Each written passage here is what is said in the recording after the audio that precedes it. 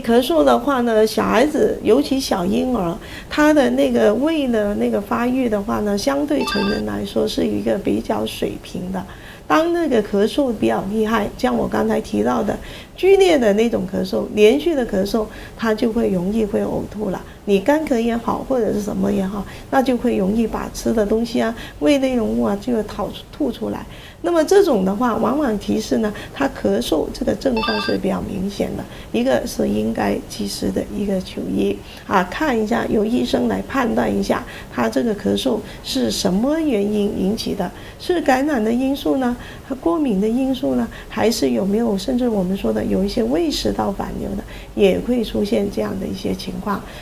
因此呢，就要去医院里面去甄别。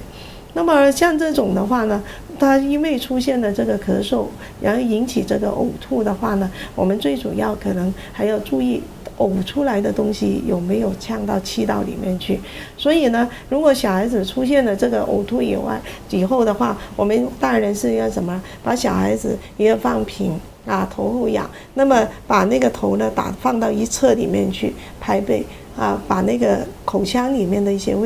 内容物啊